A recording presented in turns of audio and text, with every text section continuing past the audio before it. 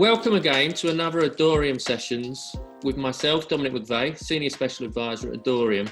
And today I have the pleasure to be joined by Diana Verde Nieto. She's the co-founder and CEO of Positive Luxury, which is the company behind the butterfly mark. And we're going to learn a lot more about that today. But also, this is a lady that has worked with the likes of Al Gore, is been heavily involved in the World Economic Forum, is extremely knowledgeable in global issues. And what I'm really excited to learn about today, Diana, with you is how luxury plays a role in global change, positive change, and also the work that you do with the brands and what came to inspire you. So please, would you introduce yourself to the Adoreum members and audience? And I'm looking forward to jumping into some conversation with you.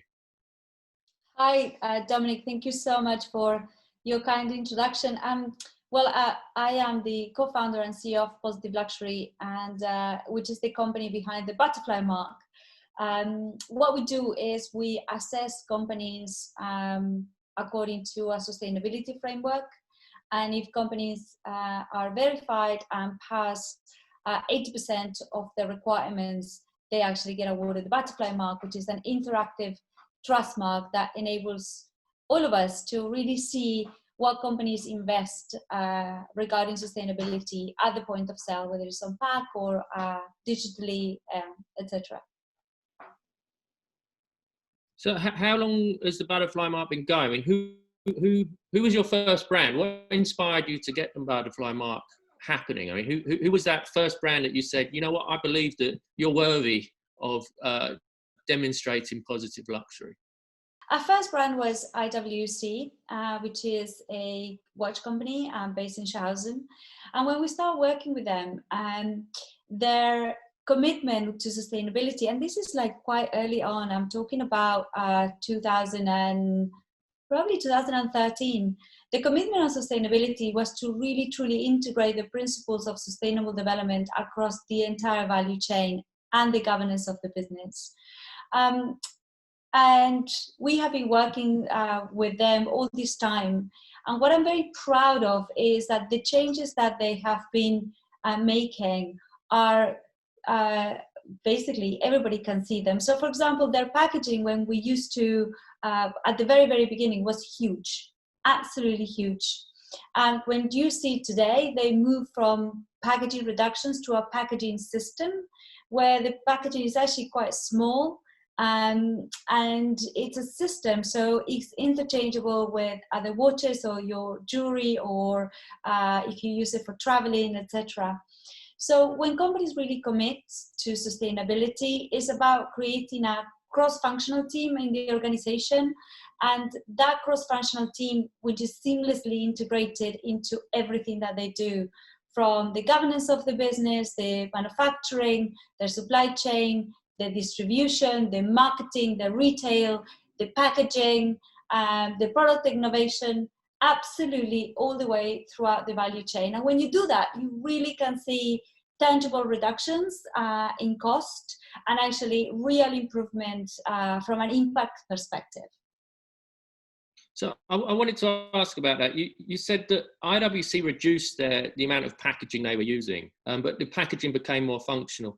Did the packaging become more costly for IWC, or long term has it proved efficiencies because it is the same package across numerous products? It became much more efficient because when you create a packaging system, it's becoming much more functional, it's easier to ship. The CO2 emissions, obviously weight related from shipping, is less. The cost per unit is less. So they didn't do it for a cost reduction purpose. They did it because it was the right thing to do and because it makes business sense. But when you actually start implementing sustainability, you will find that in the long term, it will actually cost you less, not more. Yet, of course, in the very beginning, it's an investment because you have to rethink a particular part of the business with sustainability integrated into that particular process.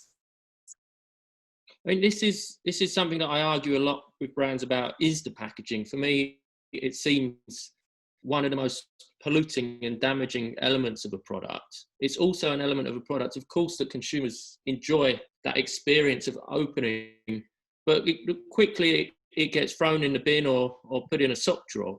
And at the same time, companies are spending a lot of money and doing a lot of damage by providing it. So these are some of the quick wins that I imagine yield results in a way which is extremely positive. But where have you seen it's been the harder challenges to get luxury brands to think about the differences they can make? Just packaging is certainly a worthy one, and one which surely comes very high on the list to be dealt with, yet still is not dealt with. What other areas and initiatives have you worked with brands which have really made a change, but it was very difficult to convince?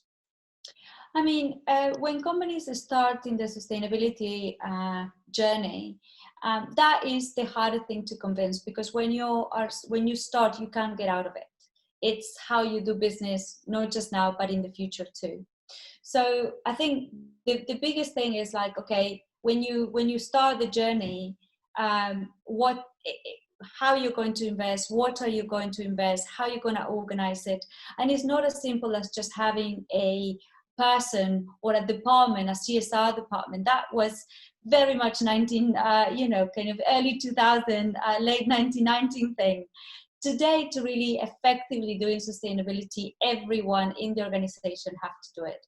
And full disclosure, I move a lot because I have a puppy and I have nobody to leave it with.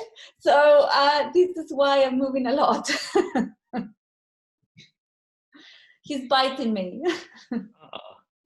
So how many brands are you working with today in the luxury sector? Because I think it's important for people to know that behind a lot of these luxury brands that they're investing in, buying it into, or dreaming about having, there are some doing things better than others. So how many brands in that space are represented and doing well, would you say? And how many brands, without naming the bad guys, because we're not here to name and shame today, how many are there still that need to make a difference, that need to step up to the mark? Hundreds of thousands. We only work with like 140 brands because we work with best in class. I mean, our assessment is really rigorous, but really by the end of it, you really transform the business. So what we do is we look at the company, first and foremost, we look at the governance, then we look at the social and environmental frameworks, we look at the community investment, and then my favorite part is the innovation. So how the business will become resilient for the next 100 years. And when we look at that in a completely integrated way, the result of that is a risk map. So we can see what are the green areas in companies can communicate safely and can keep doing what they're doing really well. And sometimes they don't even know that they're doing the right thing. Then what are the yellow areas in which, well, I mean, these is areas that you probably could improve, and legislation is moving and forcing you that maybe not now, but you will have to improve. And this is the red areas in which, you need to kind of up your game and look at how you can actually properly improve, because this will present material risk to your business, maybe not now, but definitely in the future. So when you put this in the context and the framing of this is really climate change, raw materials are becoming more scarce, population is growing, the climate, it's making the agriculture not being reliable, and therefore the raw materials prices will definitely go up. So it's only when you actually own your raw materials and look at more circular business model or even regenerative business models is where you can actually start thinking about how your company will be able to compete and be competitive in the future. So I say this, and I don't like saying it, but I think it's a really good analogy. When we thought about a pandemic, 10 years ago, 5 years ago, people didn't even think that this could actually happen, that the world will stand still. We will be in our houses for 42 days, and we don't really know how to actually make a comeback to some kind of sense of normality. This was a bad horror movie that actually nobody thought it could actually happen in real life. But yet it did happen. It's happening right now. Climate change is exactly the same. It's something that people don't think it will ever happen or we will ever see it. But when it happens, we will have to deal with the consequences as we're dealing right now. So perhaps the biggest learning for companies today is, and for governments today, is that as unprepared we have been for this, we are to deal with the challenges that climate change will bring. And there is no better cure for it to start getting ready now and looking at how we can actually create more efficiencies, supply chains, from a resource manufacturing to the production of it.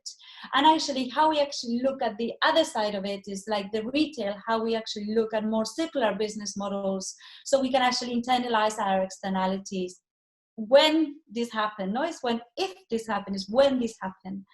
So I think probably before when we talk about this sustainability, it was very easy to say, oh, well, we have a pact, or we have an act, or we subscribe to this and we subscribe to the other.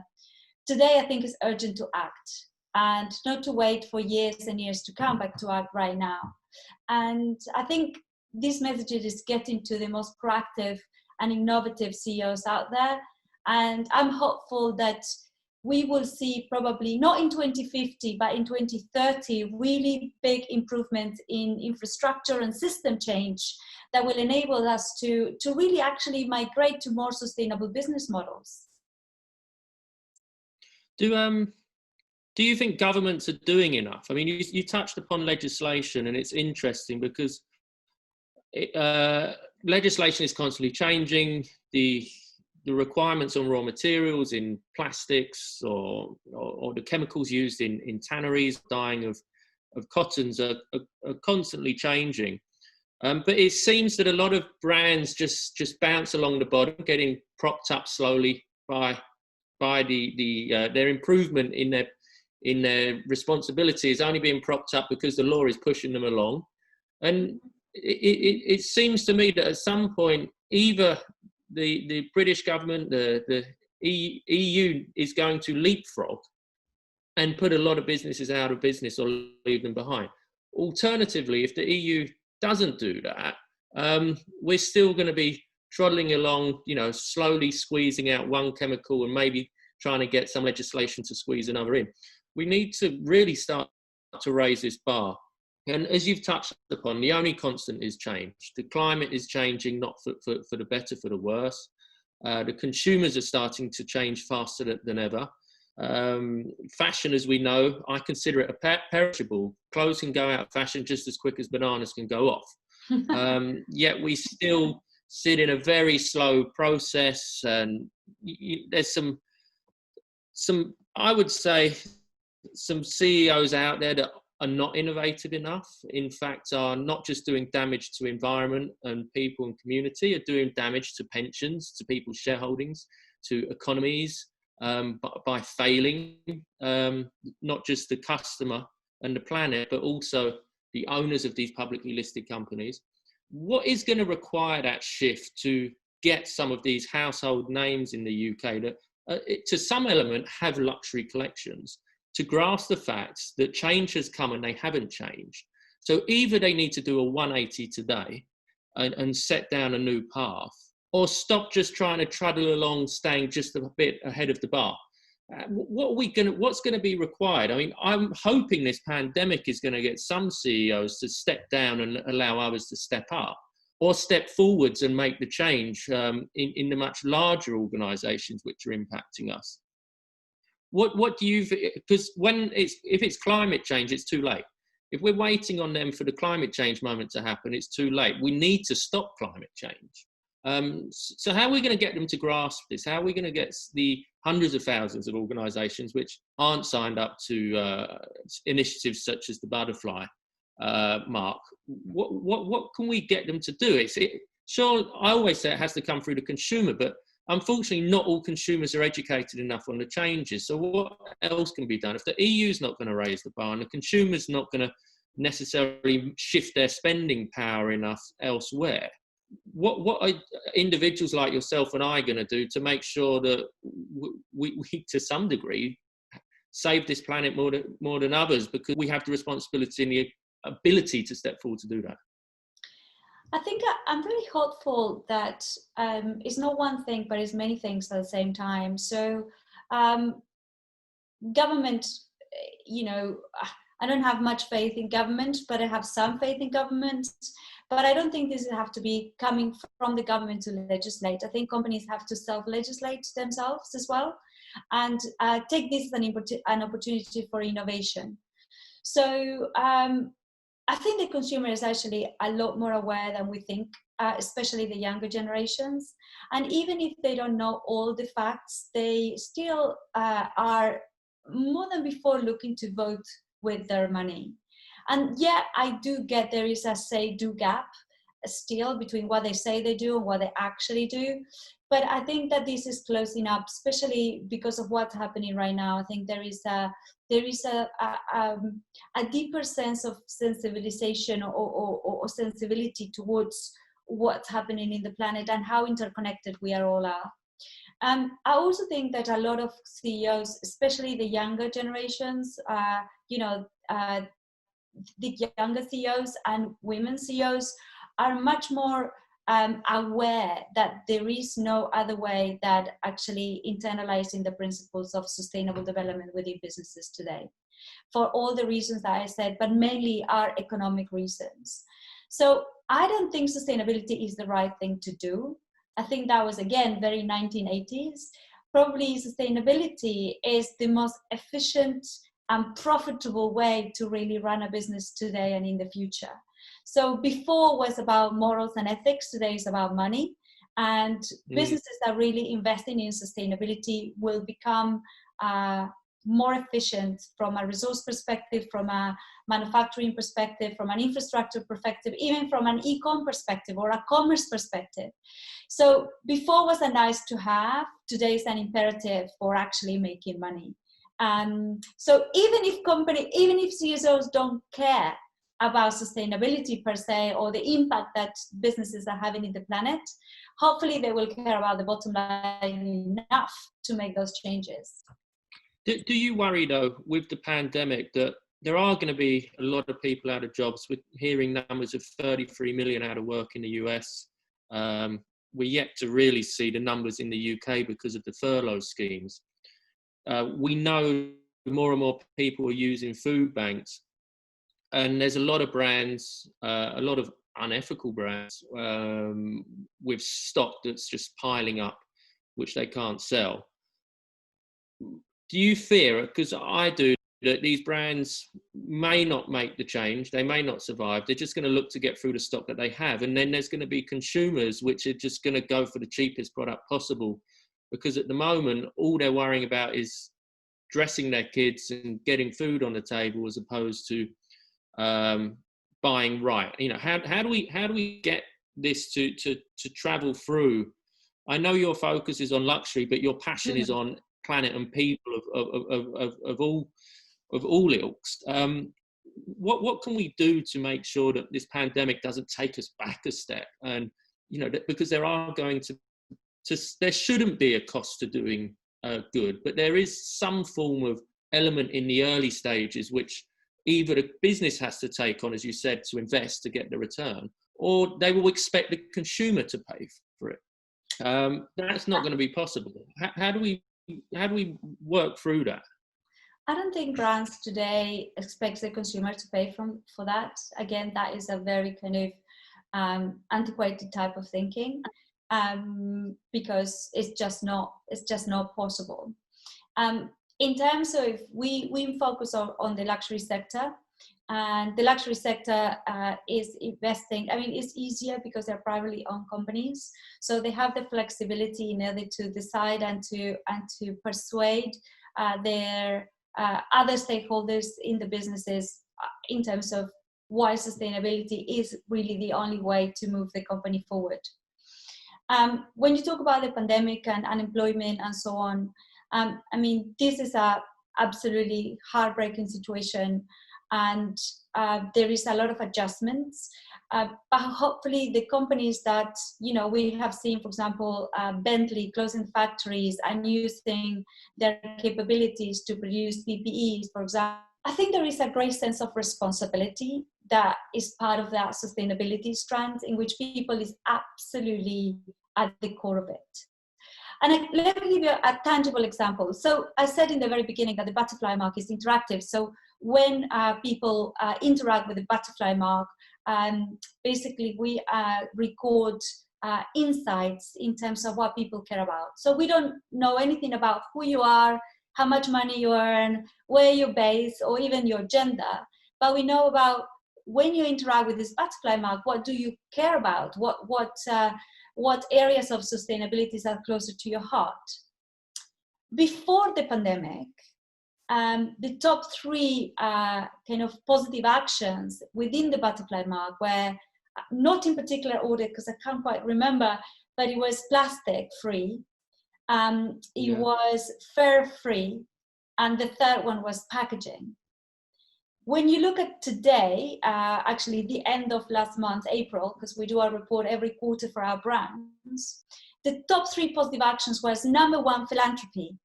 And I know it's number 1 because I remember, and I got kind of printed into my head because I could not believe the difference on the narrative. The second one was fairness. And the third one is conscious design.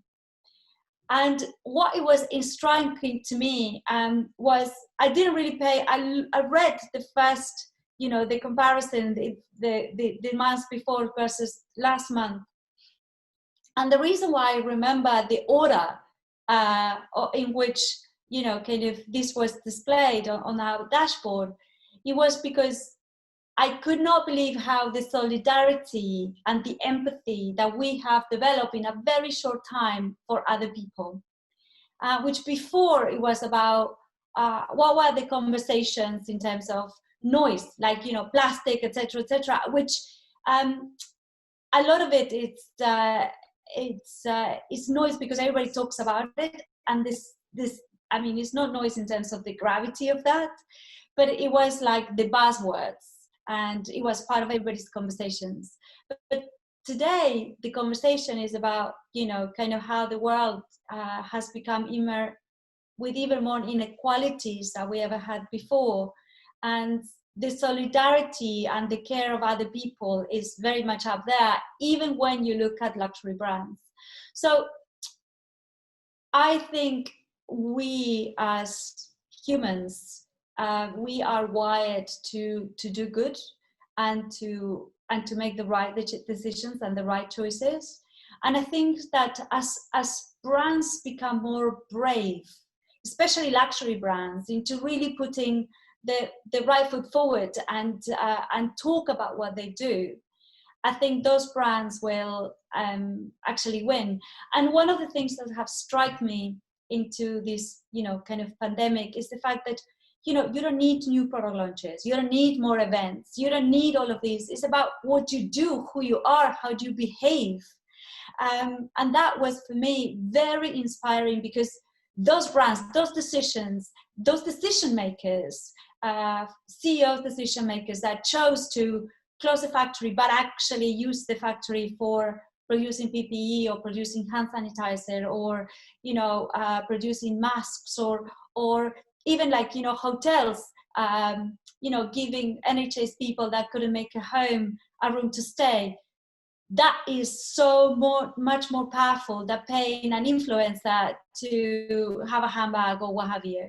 So hopefully brands are kind of starting to understand that what you do is more important than what you say or what you buy into advertising and stuff like that. And I think this is the purpose piece. What do you stand as a business and what you do as a business, but most importantly, what you will not prepare to compromise as a business in order to actually join this global dialogue of doing good and being good. And that, I guess, is kind of what the definition of sustainable development is all about. And as an equalizer, perhaps I should say that, sustainable development was defined. It's not like something kind of flimsy that could swing from environment to people to supply chains or to fur. Sustainable development was defined by Harlem Brundtland back in 1980s at the Geneva Convention, and she defined sustainable development as meeting the needs of today without compromising future generation needs. And if you really internalize that definition into your corporate strategy, there is absolutely no brainer about what you have to do. You mentioned brands are talking more about what they're doing, but do you find there are some brands that are doing very good, but they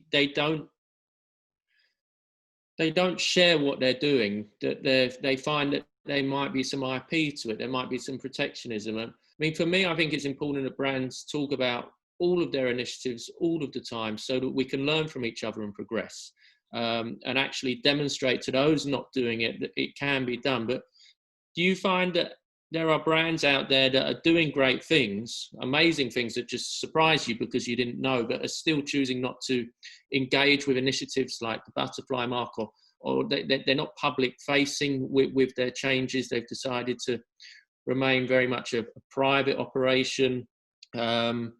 Is there any brands that, you know, we would be surprised to hear how well they're doing that in this moment that not everyone knows about? Well, yeah, I mean, we have been working with Louis Vuitton for about 5 years now, and they have been awarded the butterfly mark about 2.5 years ago. And when I said Louis Vuitton is awarded the butterfly mark, a lot of people are like, well, but they're not sustainable. And what strikes me is that, you know, they have been brave to start communicating and taking some of that, like you said, judgment from people and perception about what they're not doing instead of what they're doing. So I think a lot of the luxury brands are shy to talk about what they're doing because the judgment or the perception of people of what that actually means. And no brands are perfect, no people are perfect. I certainly am not perfect myself. Maybe you don't are, I don't know.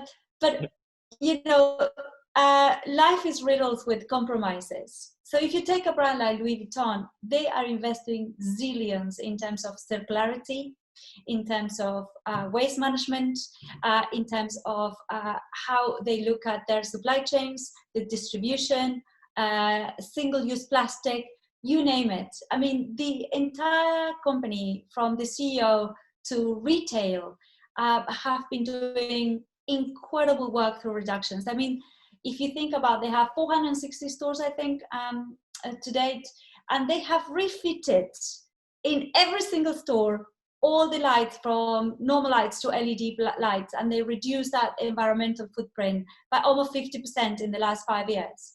Huge, absolutely huge. But people said, oh, well, that's what they should be doing. And it's this kind of, you can't win. That's why some luxury brands have decided to stay quiet, because they can't win. If they do it, they get judged because they do it. And if they are not doing it, they get judged because they're not doing it. So that's why they stay quiet. But I'm very proud of the work that, for example, Louis Vuitton has done, because after all that time, they have put the butterfly on their website, and they start communicating and being brave to go out there and talk about the great work that they're doing. And the impact that a brand like Louis Vuitton have, not just from a sustainability, social and environmental sustainability, but also from a consumer perspective and inspiration, is absolutely massive. But are they perfect? No. But are any brand perfect? Perhaps the answer is also no. No, well, we as you say, we're only human, and it's step by step, and we are developing a new normal. And whilst we develop that new normal, there are going to be people that challenge what that might be. Some will say, well, LED lights were normal 5 years ago, and others will say, actually, not enough companies are putting LED lights in. So it's great to hear that Louis Vuitton are doing this. So it's going to take some time to normalize, but it's crucial that once we get some understanding of what the new normal may be, we don't rest on our laurels. We have to continually move forwards. And as I said, there's a lot of challenges to be had in circularity, as the world is changing with how goods move, how people can move or not move at the moment for the unforeseen future. There is going to be additional steps that have to be taken, and we can't stop, right? We can't stop. And I think it is important that leaders such as Louis Vuitton in the fashion world are also seen to be leaders in the world of sustainability and change, because they have that influence. Of course, they'll influence what is being worn on Bond Street and fashion shows in Paris and across the globe. But that influence on what they can do on other business leaders, other brands, and not just in the world of fashion, the world of agriculture, our food trends, and how we think about what cars we buy. Louis Vuitton will be playing a major role because it is a leader. And it's good to hear that those that are doing good step forwards. I myself was very shy. The garment industry has a lot of challenges, as you know, both in the luxury sector and in unfortunately, the mass-produced sector. And when I first got into the industry, I was embarrassed to hear the stories and see some of the issues that the industry and people faced, and also how, to some degree, or to a huge degree, and still to this day, how that was being fueled by brands and consumers. And when I started to step forwards to change and challenge the norms and bring outside industry thinking into the garment sector, there was some points where I was getting death threats and complaints from government ministers for feeding my staff, for example. You couldn't make it up, it was crazy. But that has started to dwindle and go away. And now people are starting to understand, just because it's legal, it doesn't make it right. So a lot of people got away with things because it wasn't a legal requirement to feed your staff at work. But they now know that if Dominic's out there feeding his staff at work and his customer comes to my factory and sees I don't feed my staff at work, they're going to think less of me. So I myself was nervous, one, because of the intimidation that I was getting from less nice people in the world, you know, individuals and organizations you wouldn't want to be around. And also because of, as you said, how you do good, some people still say you're doing bad. So I tried to keep, I wouldn't say keep quiet, but I wanted to get as far ahead as I could before I started talking about it. And once I did start talking about it publicly, there has been change in the garment sector. There has been change in manufacturing processes. And there are people that with power that can make change standing up and listening. And, you know, if the butterfly mark can get more and more organizations to communicate on the positives and also the challenges and what those challenges might be and how they overcome, and fashion leaders like Louis Vuitton, I think, you know, huge thanks to you, in fact, Diana, for that, because it will make people live in a better planet and society, and more brands will follow suit. And as always, the Adoreum listeners provide us with a huge array of different topics. So I'm going to jump in with a light-hearted one, but I think just as important as all the other questions. And it's a question from a lady called Jennifer Schneider, who is a stylist. And she wants to know, what sustainable brands do we need to know about for lockdown style? Oh my God, I am perhaps not the one to be able to talk about style in lockdown, because I have a lot of shorts and old clothing around that you know, I have for many years, and probably are more sports stuff than anything else. But there's a lot of really good brands out there. But I think in terms of talking about brands specifically, I think the trick is use what you've got and try not to buy new all the time. And, you know, kind of, I think that's the main thing. And you're not going to be wearing luxury probably at home. Maybe you are. Depends if you have children or dogs, or if you cook a lot. But I think it's wearing your wardrobe and enjoying your clothes and actually feeling comfortable about what you have instead of constantly chasing the new. Can you teach us one thing? And the listeners really want to know, do they not already know about sustainability, and how can they support making a difference? I think the one thing about sustainability, I don't know if they did know or they didn't know, is the fact that it doesn't really matter what is the motivation of the companies to do it. Companies have to invest and keep investing into bettering the world. And it's not enough to say they do something, they need to move into actually physically do it. So, and constantly improving. So it's a journey, not a destination. Circular economy is great, but how we can move to regenerative economies. Philanthropy is amazing. How do we look at community investment?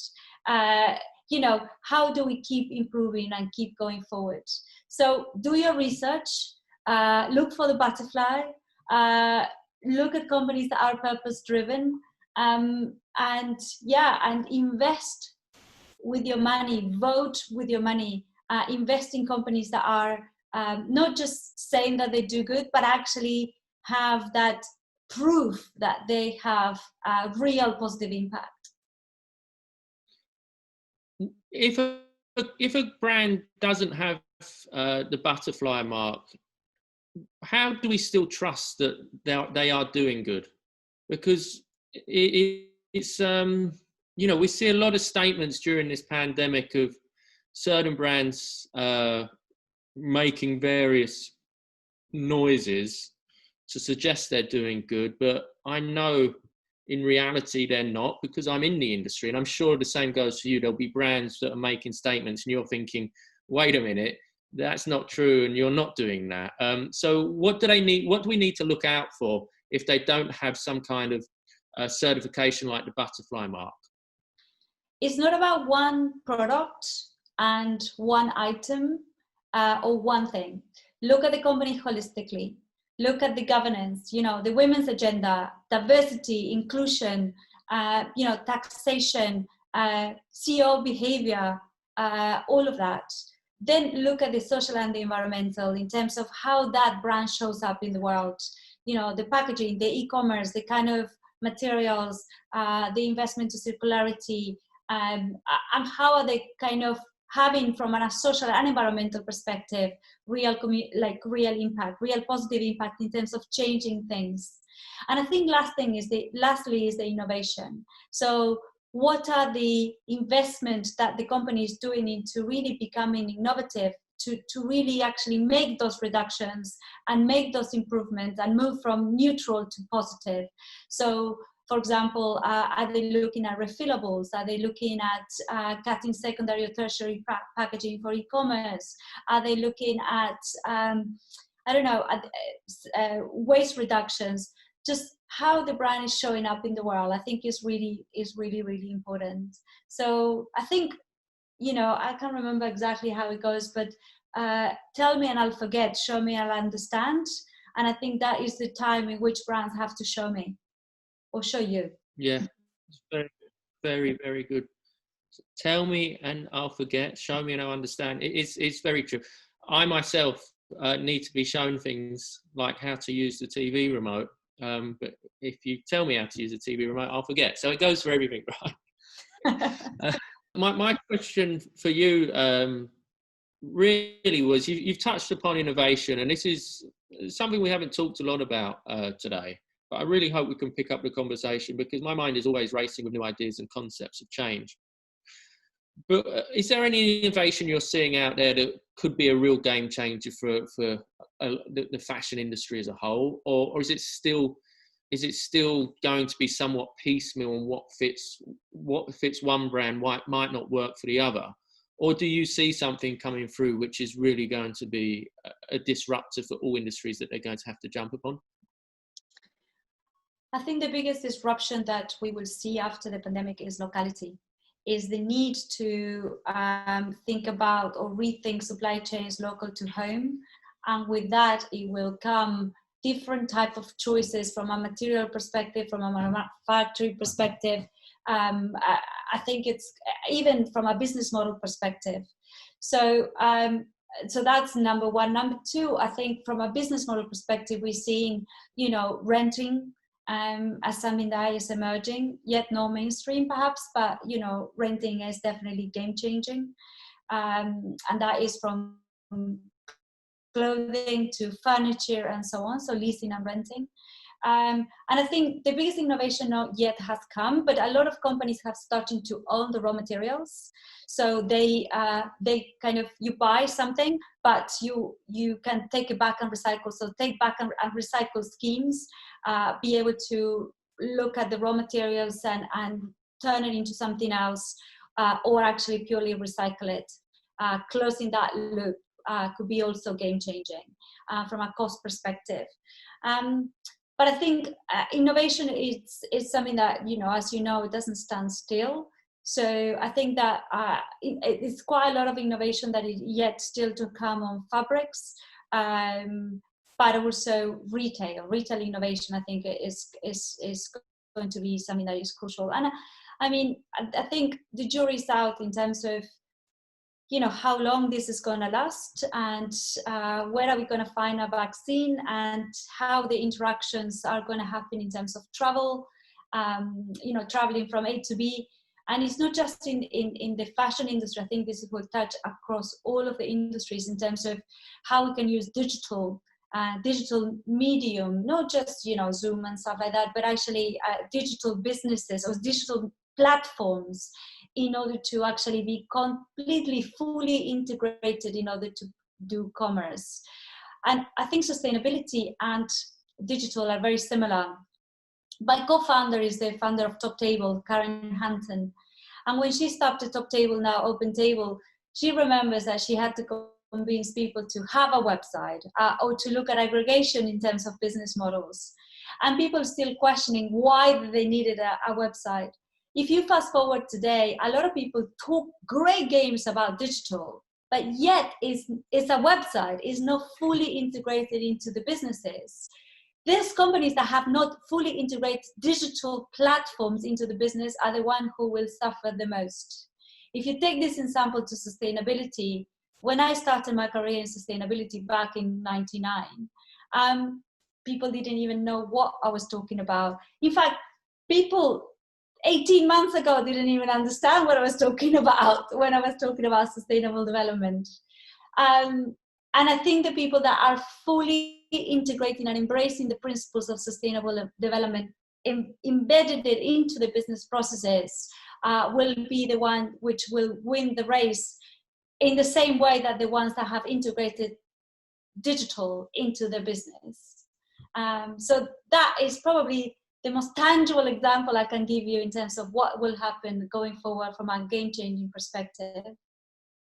Diana, thank you so much for your time, and really inspiring and informative, in fact. And I really hope the audience take away my ethos, and clearly your ethos too, that doing good is good business. And if you don't do good, you probably won't be in business in the future. So thank you very much for sharing that message and your experiences, and inspiring all of us listening to this conversation. And I really hope we get to meet very soon once the pandemic is settled down and some brought back. Let's just hope that normality, as we talk about, that's coming is normality of positive change as well. Thank you so much for your time. Really enjoyed the conversation, and thank you for your patience with the doggy.